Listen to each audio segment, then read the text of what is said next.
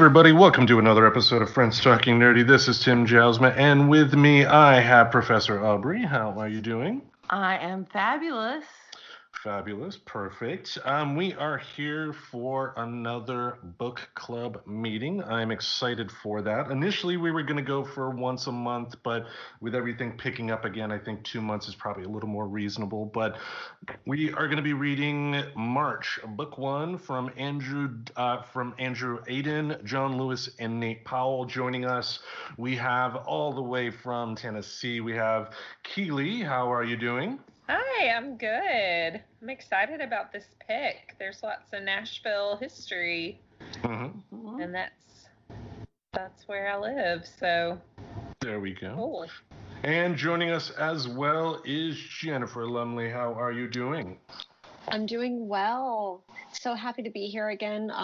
This is probably like my third or fourth time reading this book, and it just gets better every time. Yes, I was surprised at how fast I was able to get through it myself. It was a very, very fast, enjoyable read. I thought it would be a little more scholarly too than how it ultimately came off, but the fact that it was so informal kind of, adds to the overall charm of the piece. But I'm definitely excited to talk about it. So are we ready? Let's do it. Let's go. All right. So, since you have read the book here multiple times, Jennifer, we will ask you first. What was your favorite part of the book? So, my favorite part of the book, and it comes a little bit later in it, and it's probably the one. This line speaks out to me, maybe just to kind of, because I feel like I'm getting ahead of myself, but if you haven't heard about this book, it chronicles Congressman John Lewis's social justice and activism over the decades, specifically his experiences as being a Black man in the South and dealing with segregation. So a lot of it does deal with the violence that was inflicted upon him as well as other people at the time. But I would have to say my favorite part about this book is there's a line at the end of it when they are at a lunch counter that's segregated and they're at a sit-in, and you see this moment where they are having horrendous things like thrown at them, said at them, and the line in this says, "Violence does beget violence, but the opposite is just as true." And I'm not sure, like this being, like I said, one of the like the third or fourth time that I've read it. I don't know if that line just never jumped out at me before, but it really did jump out at me this time. And it brought me to tears a little bit. I'm not going to lie. Why do you think it stood out to you this time, especially living in Portland with the year we've had here? Yes, it definitely, I think when I originally read this, it was in 2017 or 2018, and this was before John Lewis had passed away, because he did pass away this year. And I do remember reading it the first time thinking, wow, it's crazy to me that we are still dealing with racial violence and that we are still dealing with segregation, albeit in a different way. And I could talk about that more maybe later. But I think that seeing the Black Lives Matter gain traction, see the support for it, the backlash against it, and seeing so many parallels to people nonviolently demonstrating in the streets of Portland, and seeing how people react to it, maybe not in person, but the online vitriol that's thrown towards people who say Black Lives Matter. This book, it hit different this time. Nice. Keely, what about you? What is your favorite part of the book? It's there's so much. I noticed the part that Jen mentioned as well, at the counter. He says that violence begets violence, and the opposite is also true. And then maybe not a favorite part, but because it's frustrating, but an impactful part is there's a on page 110, the governor of Tennessee, after like the sit-ins and the protests have really kicked in, and there's actually a whole like downtown boycott. There's a picture of the governor speaking to like a news person, and his dialogue bubble says, "These sit-ins are instigated by and staged for the convenience of the Columbia broadcast system." I'm like, we still blaming the media. What? There's so many things that are still happening today in Nashville, and yeah, it's just I really appreciate the truth telling and the relevance to like what life is like in 2021. Nice. Professor, what is your favorite part of the book?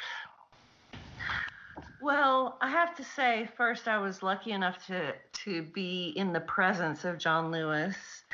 He was in Portland one time, and he had, a soul that you could feel when you were around him. And so my favorite part of the book was actually the chicken part. Okay. When he was a kid, and he talks about how he loved the chickens so much, and he wanted to be a preacher, so he started preaching to the chickens. But I think the most moving part was when he accidentally drowned one of the chickens, and he was like, oh my God, I killed the chicken. And I just, I don't know if everybody has been that kid, but I certainly was that kid when some wild animal, there was something I felt connected to that I had some part in killing, and how that felt. And I think the artwork during that part of the book was, the chickens were just so darn cute. You really loved them as well. They had the puppy dog eyes. They did. They had cute little faces. Yes, Yeah, I'm with you. I'm sorry, Tim. No, go ahead. You were first. I'm totally with you on that, Professor Cousin, because like I remember, I really loved that part of the book as well. I kind of did a speed read this afternoon, and I forgot about that part. But totally, like if when we would go fishing when I was a child, it broke my heart to put the worms on the hook. Oh, and I just like would sit and play with the worms. Like, I don't want to stab this worm. So I loved that connection to John Lewis's childhood, and also his lifelong, it would seem, like, care and consideration for vulnerable beings and wanting to like care for and protect. I think that moment with speaking of the chickens, I think the moment, there's two moments that I think of when, like, speaking about this, is where there's this juxtaposition whenever John Lewis recalls going into the city, and he had a hard time when he was back in the country on the farm. He had a hard time with the killing of the chicken and eating the chicken because he knew them. And there's this juxtaposition where he's in the city, and he mentions going up to the counter and buying the chicken. And he says, not knowing the chicken, I ate that night. I ate much easier, and I looked forward to the meal. So I thought that was really interesting. And I don't know if this was also meant to be a parallel, but later on in the story, John Lewis does also recall the tactics when violence is used against them, saying, show them your humanity, look them in the eye. So I don't know if that, to me, like, those moments echoed each other. I think because even though we don't, I live in the city, I go buy my chicken, like, somewhere else. But I thought that was really, really, like, those moments, simple but very powerful. I definitely would agree. I mean, as far as favorite parts for me, I do gravitate towards the chicken part myself, because, I mean, as a meat eater, you do have to face that conundrum. I mean, if you love eating cheeseburgers, but if you had to make your own, or could you do that? And the answer to me would be no. Heck, as a kid, I cut down a tree limb once and cried like a baby because it ended up hurting that. So I couldn't live in the 1800s. That much I know. But it's overall my favorite part was a scene set in modern time. The kind of wraparound scene. The present day for the story is President Obama's inauguration, and I like the fact that it was so personable from the start. My fear when it comes to any type of telling of a biography is that it gets way too formal, that you don't feel kind of the humanity of the person involved. And I think by framing it as him telling the story to the kids on a particular day, I think that very much not only humanizes him, but puts us in a spot to where we can put ourselves in his shoes, so we can make those connections between what we're seeing now in the news today and what they had to face back in the 50s. All right, so the next question, we will go with Keely this time. What was your least favorite part of the book? It's hard to say. I'm anxious to finish the series, the trilogy, I think. I really enjoyed it a lot. One thing that I wish, and I don't know enough about the way that comics are created to know if this was a factor, but I kind of wish that it were in color, because most of the photographs that we have from this era, especially like newspaper photo, they're black and white. And I think like being an elementary school educator and like teaching about the civil rights movement of the 60s, when things are in black and white, it feels like it was so long ago. Like when we teach about Ruby Bridges, who's the first little girl to go to an integrated school, she's not that much older than my mom. And Ruby Bridges, I think, unless she's passed recently, I think that she's still alive. So I wish that, because I think this is a book that like high schools could easily like teach with. And I wish that it were in color, because I feel like it like humanizes these like historical figures. Like Ben West is the mayor. There's a Ben West building downtown that's like part of our it's like connected to the courthouse. There's one of our branch libraries is named for I can't remember his first name, Luby, the guy whose house gets bombed, who was like a big supporter. So there's these like just there's these names and these structures that I'm familiar with, but I feel like color images of this time in history makes it feel as recent as it actually is. And that is a fair point, I guess, because I have read that before too. That it seems like in terms of presenting civil rights history, most of the content that we do see is in black and white.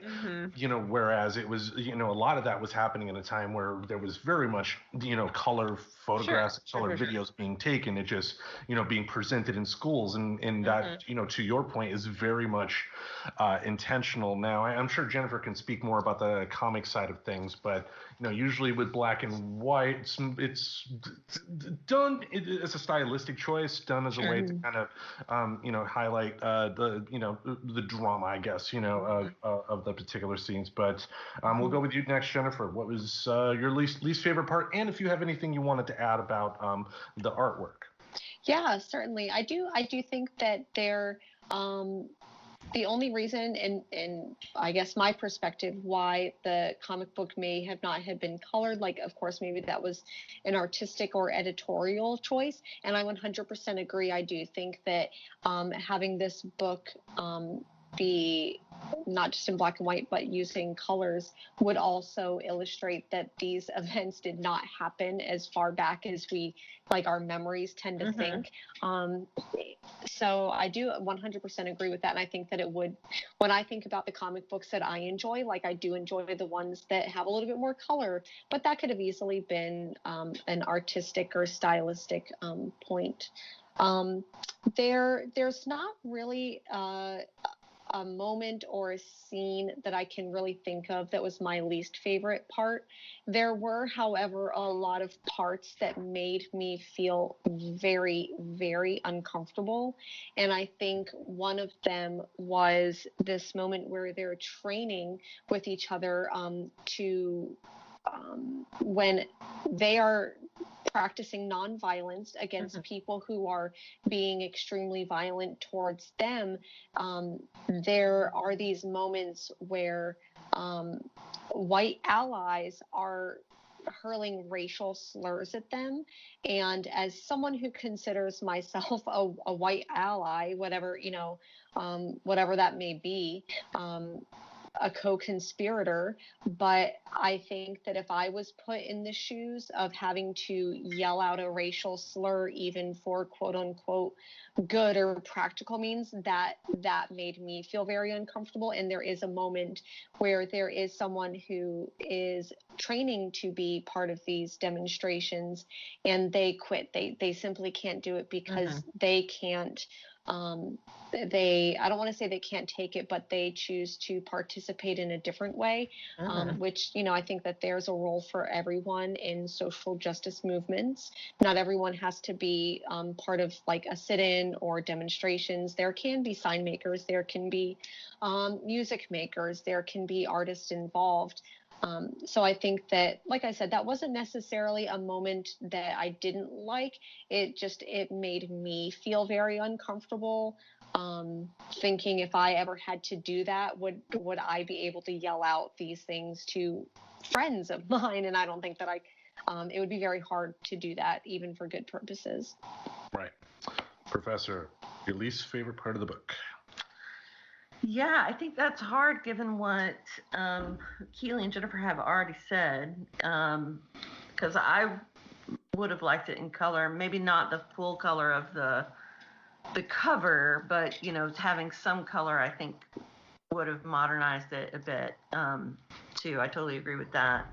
And then I also agree with Jennifer about how uncomfortable it is to witness history and the present, right? It's just this very it's not comfortable. It's not comfortable. Yeah, it's real uncomfortable. But I didn't have a particular scene that was my least favorite either. It's a really great book. Yeah, and that's what I would have to preface with mine. Because as far as least favorite, the only thing I would say is that from what I've seen, it does look like all three parts of this story they are telling one story here, and maybe it's just the cheap person in me. I just wish they had all three in one book and not have to spend $20 on each individual one here. If anything, I would have to say that would be my least favorite, the fact that I had to cut off. But I understand too that when it comes to comic books and the cost it takes to create a comic of this particular quality, money does become an issue, and you got to figure out how to get people paid, and sometimes that means splitting up a work. And also too, with the topic at hand, I think it probably is best to have it split up too, just so you do have a moment to take a breath, because to Jennifer's point, dealing with being able to see some of the scenes in the book as they play out, and then watching the news or knowing friends that are in social justice movements now and some of the stuff they have to go through, it's not easy. This is not reading an Avengers comic, that's for sure. Yeah. Definitely. These books are short, and they are because I think that I got a chance to reread this today relatively quick, but dealing with the subject, I wouldn't be able to pick up the second and third volume right after. I would need at least a couple of days to go back. Yes. Okay, let's go with the next question here. Which scene has stuck with you the most? And let's start off with the professor. Which scene stuck with me the most?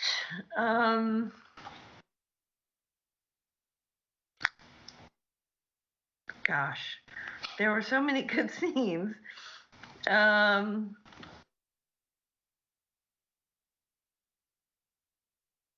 I think one of the things I really liked about the book, I don't know if it's like a scene or qualifies, but one thing that I really liked about it is that it's actually an education in nonviolence as well, and it sort of takes you through his process of learning nonviolence. And so I really like that's part of the story at the beginning where they're learning and you're sort of learning alongside them, and they talk about going to the lunch counter and not being really polite and not staying, and then they went the next time, and it actually was a pretty long process for them to get to the point where they could love their enemies or they could love their oppressors. So I liked that. I liked how that was structured. Okay. Keely, how about you? Which scene stuck with you the most? Really, the scene at the end of the book where after the Luby's house has been bombed, I think it's page 118, when people are really like speaking out and they're confronting the mayor. I think it's another one of those things that is very relevant today when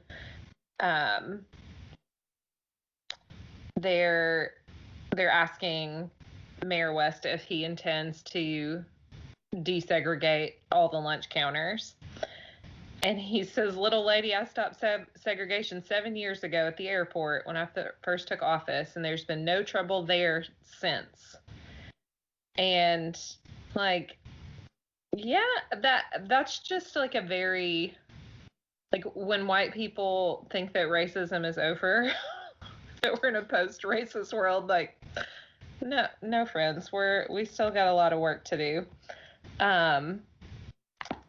But then the very last bit where it's quoting from Dr. King's speech, and he says, "I came to Nashville not to bring inspiration, but to gain inspiration from the great movement that's taken place in this community. No lie can live forever." I think that is really impactful, inspirational.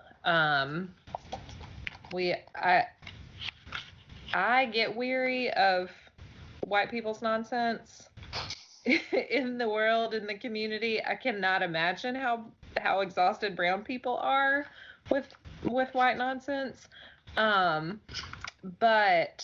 I think just like that idea that no lie can live forever, that like the truth is going to come, that like, and Dr. King's "the universe is with us,"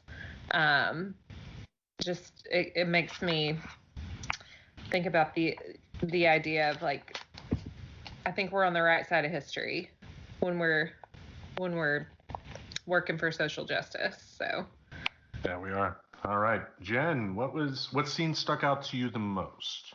The scene that really stuck with me, and I think it's because, and I'm not a religious person whatsoever, but I did grow up with religion. The part that really stuck out with me, and I think there's this obvious like stylistic change in the artwork, because it is a very dark couple of pages, and it's page, let me see here, starts with 103, 104, 105, where they talk about everyone who has been arrested, and basically how they were able to be successful because they had power in numbers, and how they they were told, well, you can either pay a fine or you can stay in jail. And they were basically like, okay, we'll stay in jail.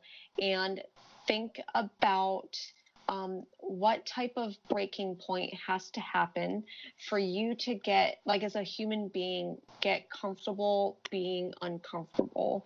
And think about, and they mentioned Emmett Till, who supposedly said something to a white woman and was dragged from his home and was murdered and left in the river.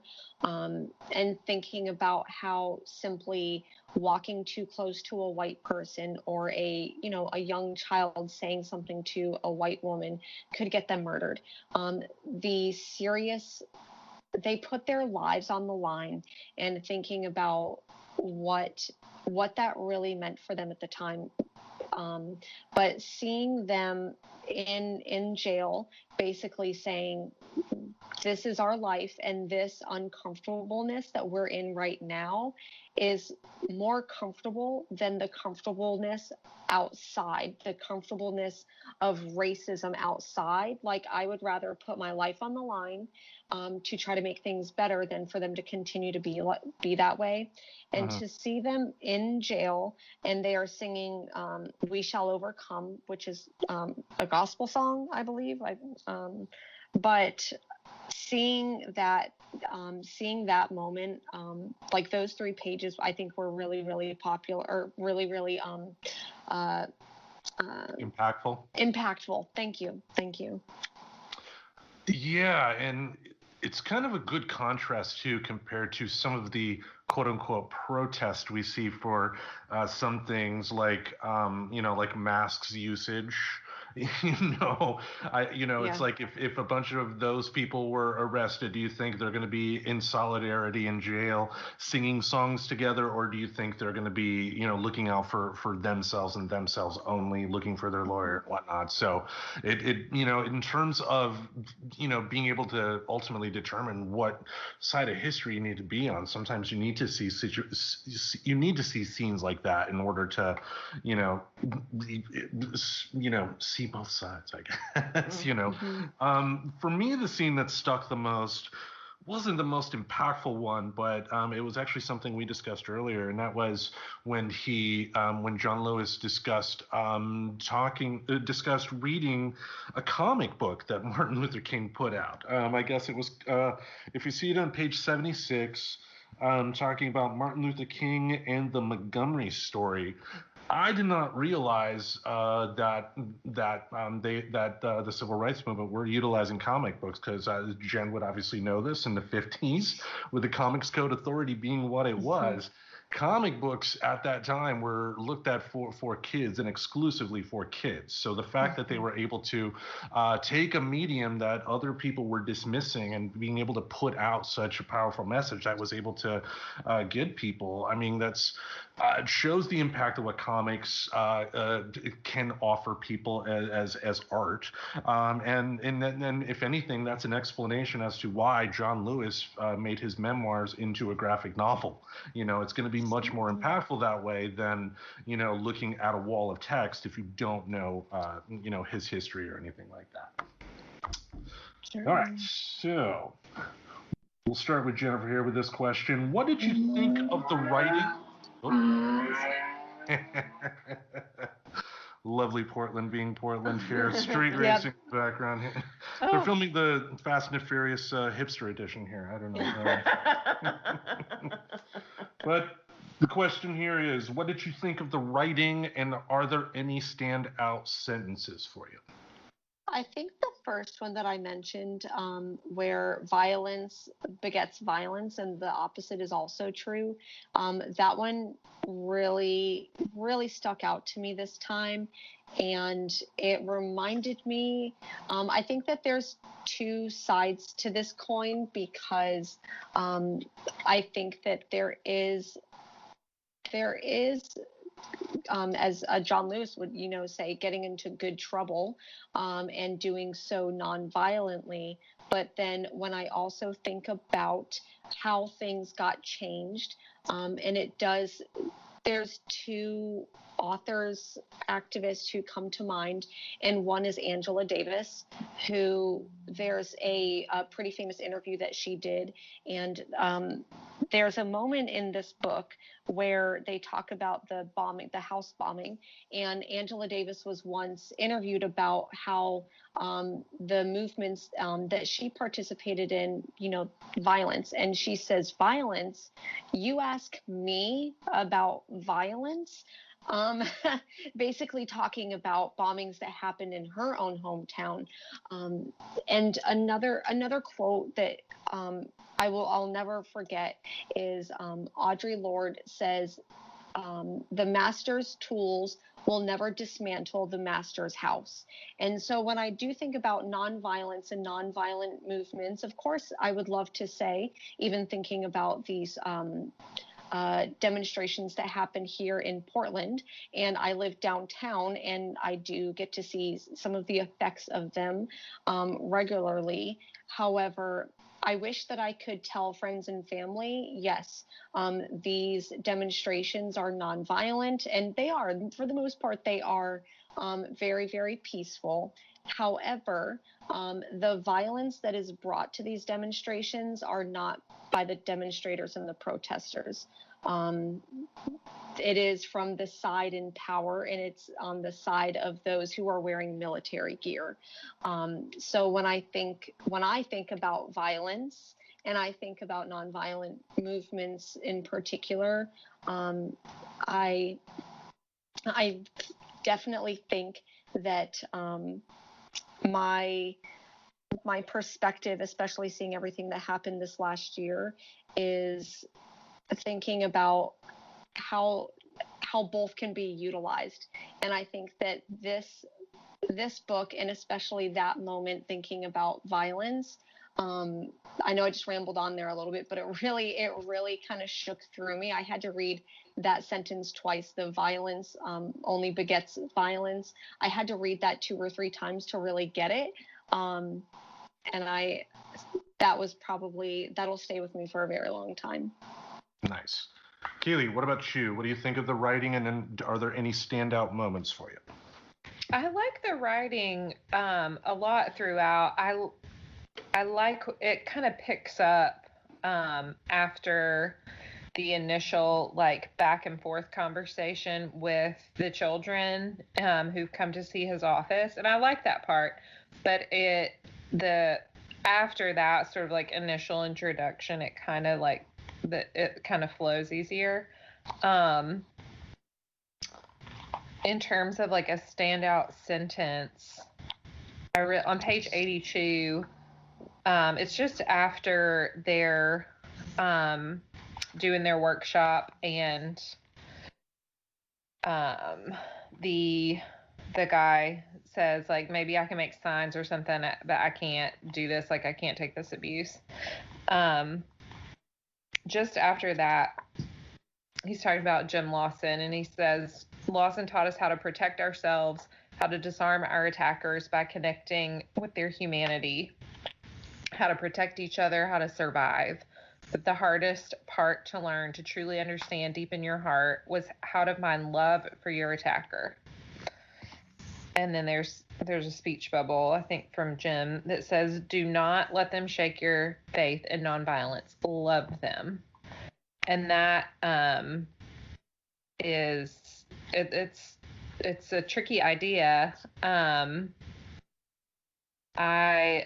It's hard to love the perpetrators and to not want to meet that violence and vitriol with the same. And I think that there's something to be said for defending yourself, but also just the idea of nonviolence as an instrument of protest it's just really fascinating. It's kind of hard to wrap my mind around right now. Sorry, this is my third Zoom of the day. It's past my bedtime here in Central Time, but that's okay. but yeah, just the concepts of nonviolence and the impact that it can have, and also like the personal sacrifice that's required, is that's a standout part for me at the moment. Nice. Professor, what about you? What do you think of the writing, and are there any standout sentences? I think the writing's really very good. Always you have to be writing to your audience, and I mentioned to you earlier, I was like, I feel like kids could read this book and really get a lot out of it. Mm-hmm. But I felt like myself reading it, I didn't feel like I was being talked down to or that it was dumbed down at all. So I really liked the writing, and the one example of something that I really liked was on page 73. To prove we actually read it, folks.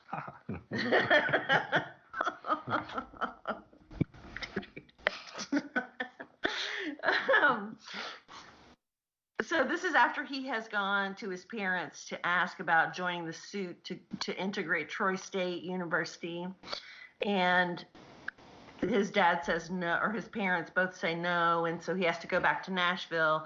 And I love looking back, it must have been the spirit of history taking hold of my life, because in Nashville, I'd meet people who'd open my eyes to a sense of values that would forever dominate my moral philosophy, the way of peace, the way of love, the way of nonviolence. And I just think that's so cool that he can pinpoint that moment when he was writing a letter to Dr. Martin Luther King saying, I can't do this thing that I thought I was going to be able to do. And at the time, it must have felt a little like a defeat. He says, I was heartbroken, right? So he felt bad.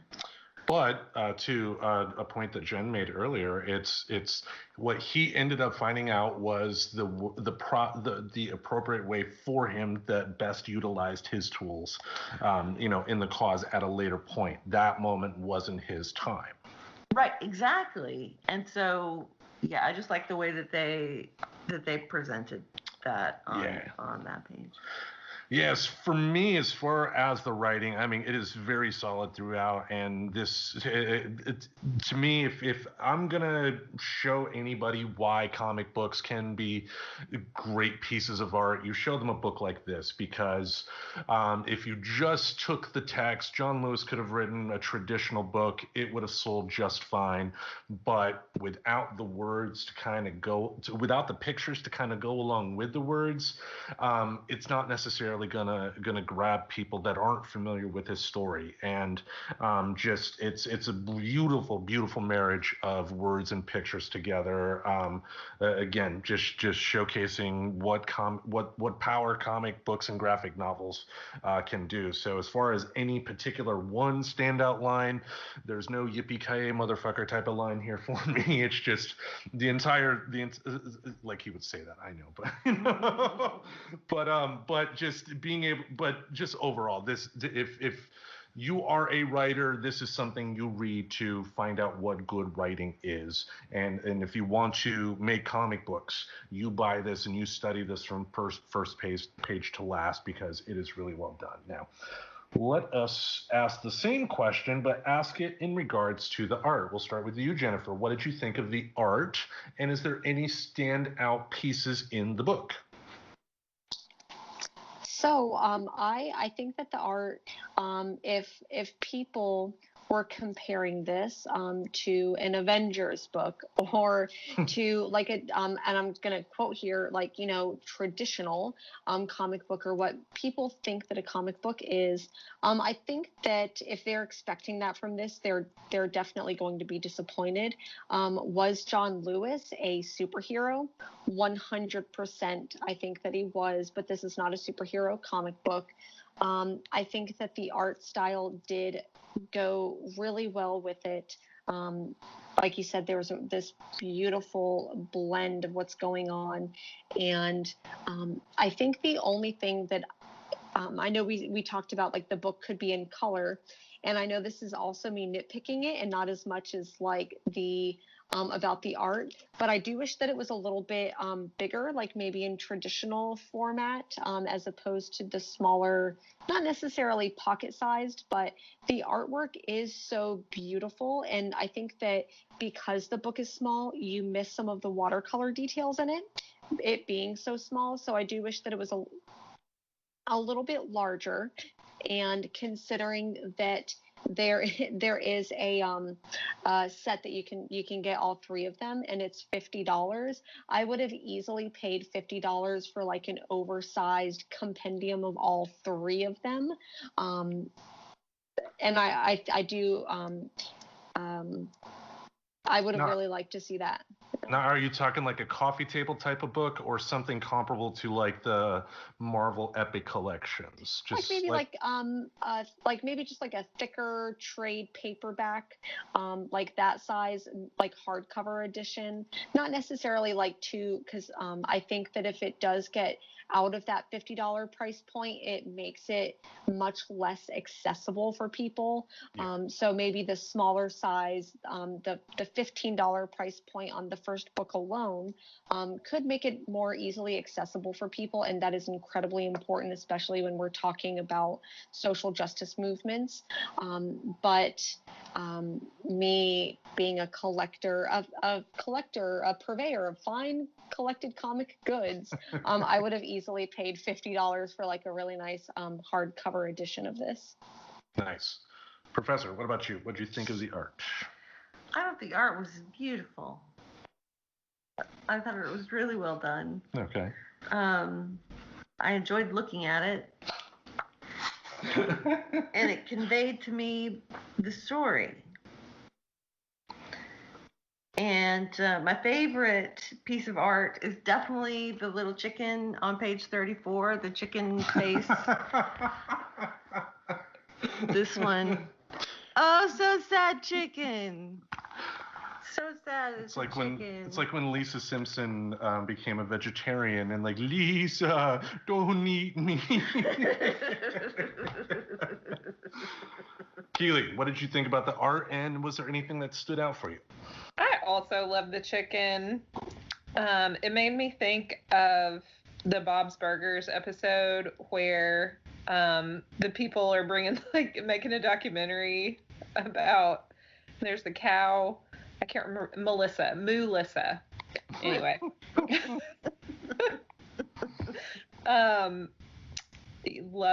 Big love for the chickens. But overall, I agree with what Jen said. If it were a little bit bigger, some of the details would be easier to catch, like at the first pass. And then there's some like little speech bubbles in big crowd scenes that, you know, it'd be cool if it were easier to read. But I think it's also probably a choice that the white folks who were upset with the protest, their dialogue is in like a scripted little, I don't know, it's like you can see the difference in the font, and I think that's signaling about who's speaking.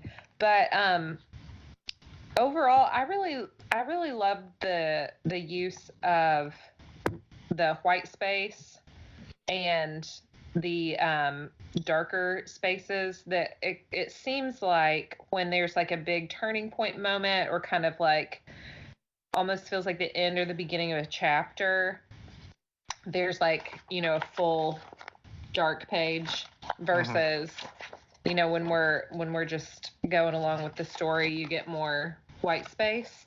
So as a reader, I appreciated that. Like, I think it's nice to look at. It's impactful, but it's also kind of like signaling, like helping you stay along with where you are in the story.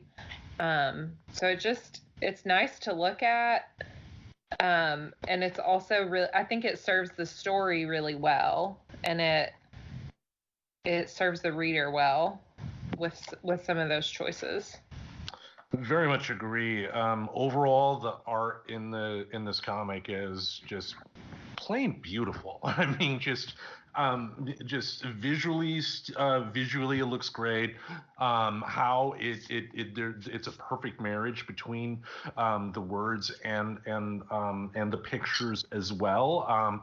Because I thought of an example earlier when I was in my comic book class of sometimes early comic books like early Spider-Man's written by Stan Lee will have the notorious habit of having the picture show that a character is picking up a book, and then the character will say, "I'm going to pick up this book." And stuff like that can get noticeable. Obviously, with the infancy of comics, they had to learn to grow from that, and I wouldn't expect that from a comic release today. But just how it goes from, to your point, Keely, from traditional comic book panels to having certain pages to where the entire page is kind of like a splash page with maybe a panel or two on the inside of there. They were really creative in terms of page layout. It wasn't just the traditional, let's throw 9 boxes on a page and fill everything we can in there. They utilized the space really, really well. And just again, if you haven't read this, folks, this is something you have to read, just because again, just the words are great, visually it's great, just overall good. Now, let's ask the final question here. Can I say? Oh, yeah. Can I plug one thing before we stop talking about the beautiful art in this book? Nate Powell is actually releasing a new book tomorrow. It drops on today. It should be available. It's called Save It for Later: Promises, Parenthood, and the Urgency of Protest. So I would say that if you really enjoyed this book, I just found this out like 15 minutes before hopping on this call, that Nate Powell is doing a new book. So I had to bring it up because I will be picking this book up tomorrow. If you can text me that information, that'll be great, and I'll make sure that's in the show notes. One thing I did forget about the art,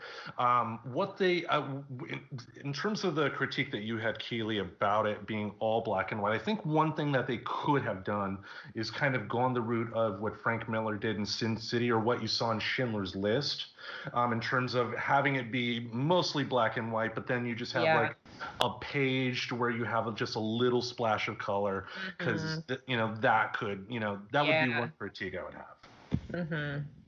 But let's close it out here with ultimate thoughts on the book. We'll start with you, Keely. Overall thoughts on the comic now that we've gone in detail on it.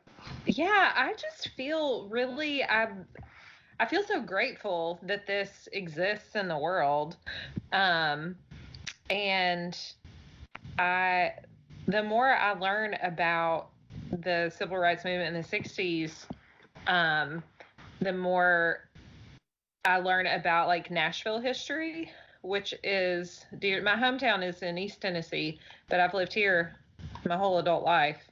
My husband has, my child's a Nashville native now. And so I'm just really thankful that we have this, and that John Lewis and Andrew Aiden and Nate Powell, were able to put this together. Like, what a gift to introduce or reintroduce what happened, and all the truth telling too. There were some initially when I was reading it, I usually think with like an elementary school lens, because those are the people I spend the majority of my time with.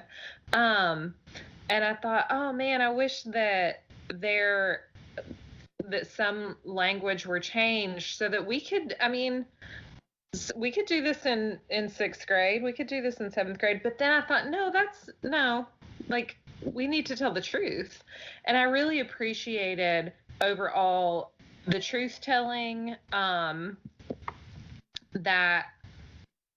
we get to hear and read, and that nobody got a pass. Like, people who made mistakes or made choices that maybe he wished he hadn't made, like if his parents had signed off on the suit, or oh my gosh, it just flew out of my brain. It's like right on the tip of my brain. I'm so sorry. Oh, there's a bit about Thurgood Marshall and the the truth telling with like the Ben West dialogue at the end of the book. Because Ben West did do some good things, but we can do more. You know what I mean? And I appreciated it. It felt very honest.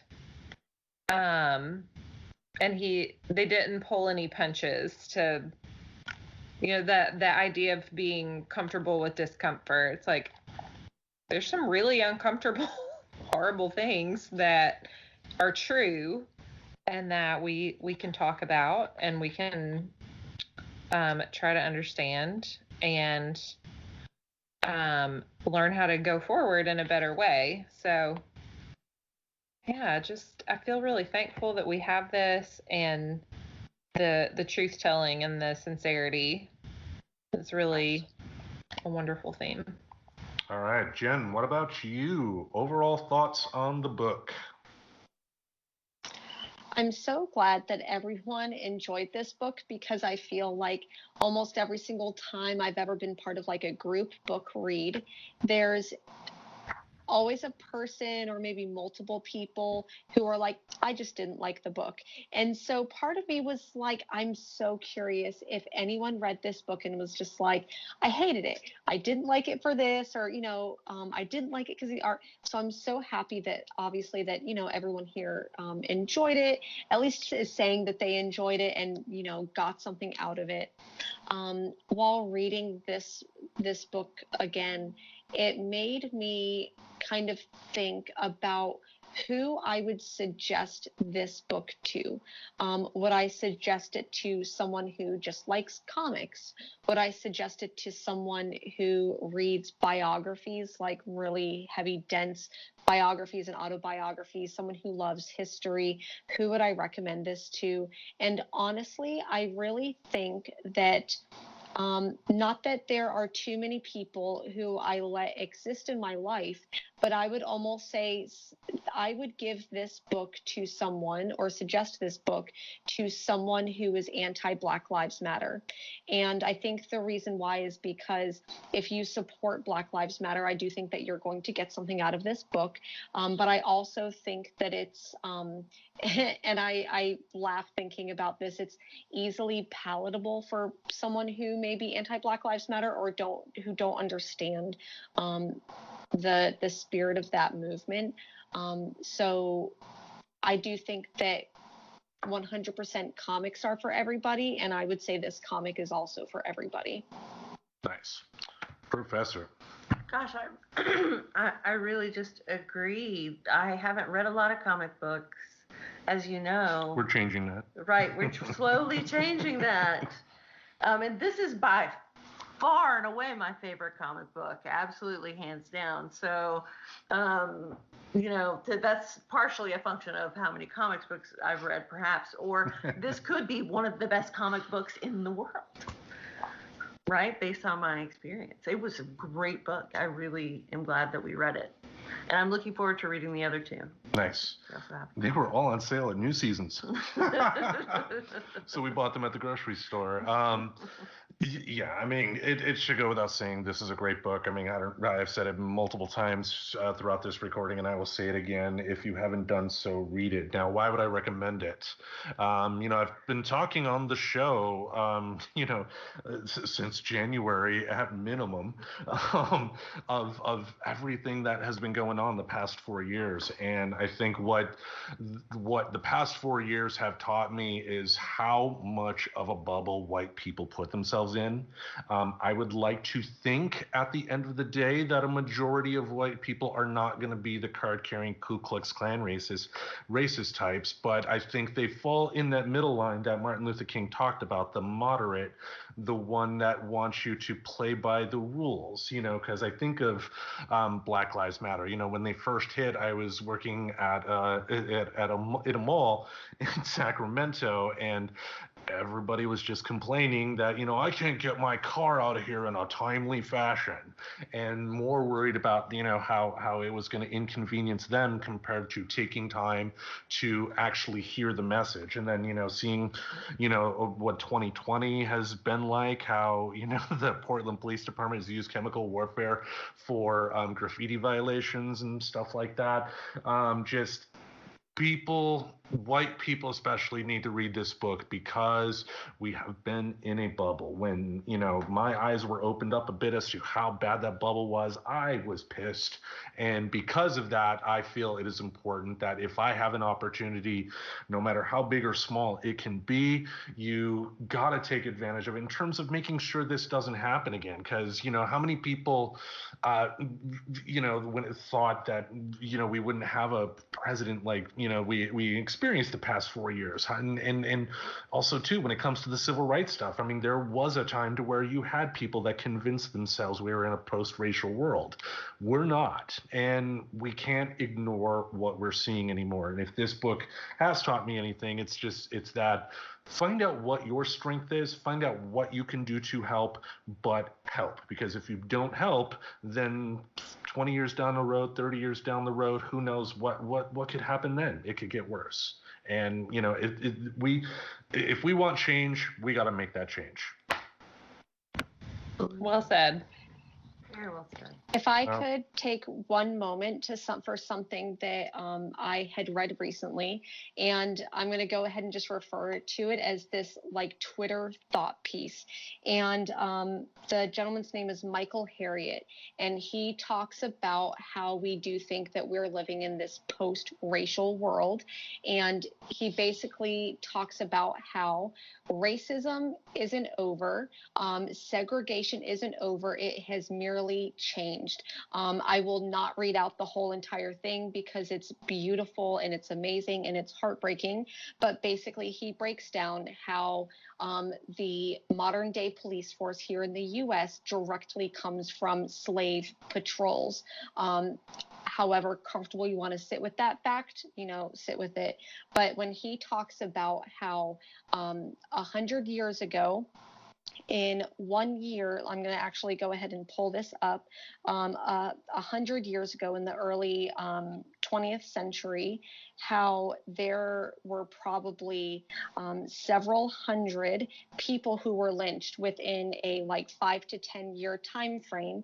If you don't think that racism is still here and it's not a systemic part of our culture, especially police culture, then think about how, and I'm taking a look here at the number, and forgive me for not having this up right here, but between 1889 and 1919, a little fewer than 80 Black people were lynched every single year. And if you think that anything has changed, in 2019, police killed 259 Black people. So if you think that 100 years ago, we knew about 90 people of color being murdered every single year, Black people being killed, and 100 years later, that number is now 259 by the police force, then so much has changed, but nothing has changed. And I think that was the really big message that I got from this book. I had to stand on my soapbox a little bit there for a moment, but thank you for hanging on with me. No worries. And kind of a side topic on that, for our previous episode, we actually talked a little bit about prison reform. And on our website, under the show notes, I was able to add the movie 13th from Ava DuVernay about that topic. So if you go to our website, that's a must-watch film on that topic. But yeah, I think we had a very good recording here. I'm very proud of the results here. So, can I share one thing? Yes.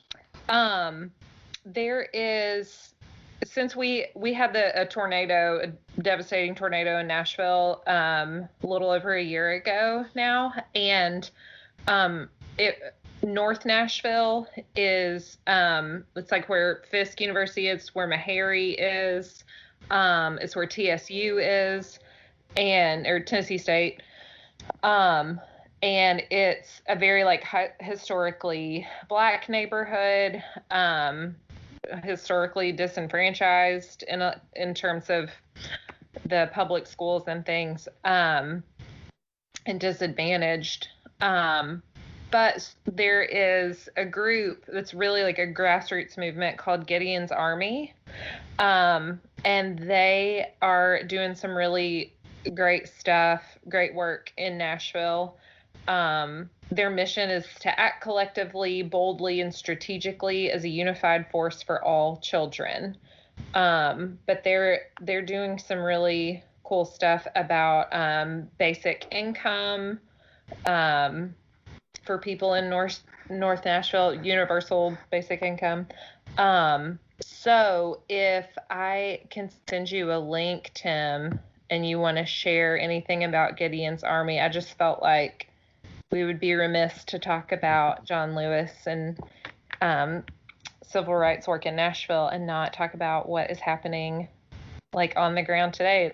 It's pretty cool. All right. Yeah. Send me that link and we'll put it in the show notes. Jen, where can people find you online? Tell them about your show.